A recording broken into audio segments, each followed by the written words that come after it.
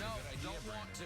It's too late for that. Don't want to. We will get to the NFL in just a second. We got to start, though, in the NBA. Top two favorites in the East. You got your Bucks and the Nets. With the top two superstars in the East, you got Giannis and KD. Oh, and a guy named James Harden.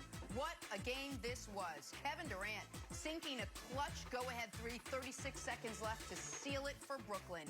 How about KD and Harden? Old Thunder friends, new Brooklyn friends, sat on their park bench like bookends. Here's James Harden on Chapter 2 for this duo. We were young in Oklahoma City. You know, we're grown men now. You know, we know what we want. We really know the game of basketball now. You know, we're not those young guys that just run around and want to just shoot and dunk all day. We know the games. We know spots. We know, teams, players. We're more advanced. And then for me, as I sit back, I know what type of player Kevin Durant is. You know, he's one of the best players that ever touched a basketball. He's God-given, 7 foot, can basically do everything. So for me, it's not trying to compete with that. It's allowing Kevin to be the best Kevin he can be.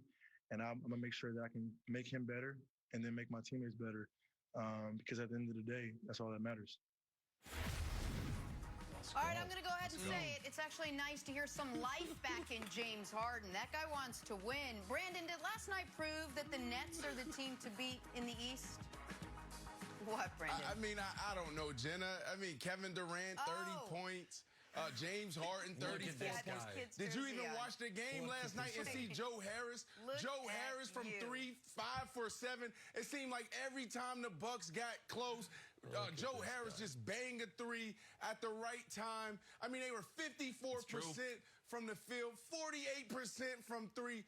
Absolutely, they're the team, Jenna. I've been saying it. And I know Nick was going to get on, what about this on the defense and that on the defense? It doesn't matter. We're going to outscore everybody in the NBA this year. Our team is so nice, and we don't even have Kyrie back. I know there's a big question mark around Kyrie Irving, but when he gets back and his mind is right, oh, my goodness, it's lights out. And there's whole question mark and all the questions surrounding this team about the chemistry and continuity. Did you see James Harden last night and KD work together? There was times where James Harden had the ball and KD was like waving him off like, take it, go, go, go. We have no issues. We're going to be totally fine there, Jenna. I love it. I love it. I love it. Go ahead, Wilds. Oh, sorry. Oh, hey. Well, I just 100% agree with Mr. Marshall. Nick, I know you're worried about the defense. I think this was a Steve Nash, Mike D'Antoni masterpiece. This is what they've always wanted. You're going to say, historically, historically, schmistorically, because you've never had two guys like this on the same squad who can just light it up. And Kyrie's not even back. And when Kyrie is back, I think it's going to be a huge problem for you. I think it's going to be a huge problem for the Lakers. I'm 100% Team Brandon Marshall on this one. Wow. Thank you. Wow. Thank you. All right, folks, listen. All right, Nick. Welcome, buddy. All right, listen, I respect the fandom. And, a little birdie told me in my ear, because if people don't know, Brandon lives in Florida, but every Monday night he's in New York City for Inside the NFL responsibilities. I think Brandon very well may have snuck into Barclays last night. I think he got that jersey at the game with friends and family, because as limited people can go to these games, but I feel like Brandon Marshall was there. And, when you have a star-studded crowd with Brandon Marshall, I think Deshaun Watson might have showed up.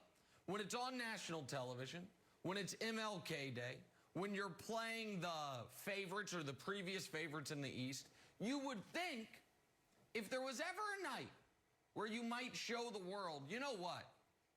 For 5 or 6 minutes at a time, hell, 5 or 6 possessions at a time, we have the ability, when need be, to lock down defensively. You'd have thought last night would be that night. And so here's what I would like to do. I would like to show the audience something. Don't play the clip just yet. To Brandon, you watch this as well. Maybe we can let everyone watch it together. Try not to watch the Bucks players. Watch the Brooklyn players. Because this is every basket Milwaukee scored in the final 6 minutes of the game. And what you will see is, and we can start it now, is free runs to the basket, offensive rebounds, And, that's 5 guys standing and looking. Let's see the next one. Oh, okay, you forced a miss, but unfortunately you have no rebounding. That's a layup. Oh, is anyone going to close out? Nah, that's for the birds. Okay, let's see what the next one looks like. You might, okay, no, that's a 7-foot open three. Let's see what the next one looks like. Oh, you actually forced a miss. But again, you can't rebound. Let's see what the next one looks like. Oh, just a wide open, uncontested jump shot. Let's see what the next one looks like. Getting right to the rim. What am I talking about? They weren't forced into one tough shot the entire fourth quarter, Wilds. The second half of the fourth quarter, pardon me. You can't win this way. What about the last shot of the game? You can't win this way. Nick. The last shot of the game was 3 seconds left. That's correct. Yeah, Brandon. First, they literally won the game. First, we won the game. We won the game, and we did it against two of the most premier defenders in the NBA. Yeah, we 100% Jenna. You have Drew Holiday, and then you have the reigning defense of MVP. So the questions should be more about who are the Bucks and less about who are the Brooklyn Nets. You got Giannis, reigning MVP, 2-time MVP, back-to-back MVP, defensive player of the year.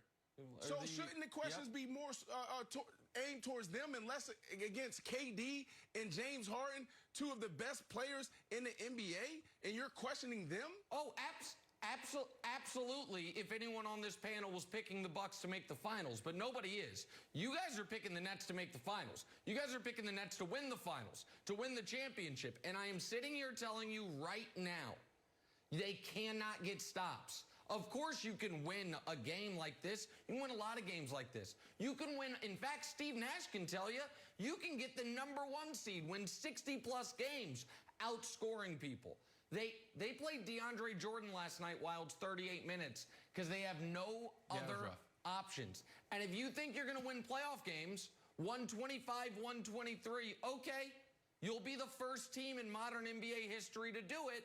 I'm excited to see it. But they can't get stops, Wilds. And by the way, Kyrie coming back is not going to help them get stops. Oh, so you want to continue Kyrie? To be a lone man on an island.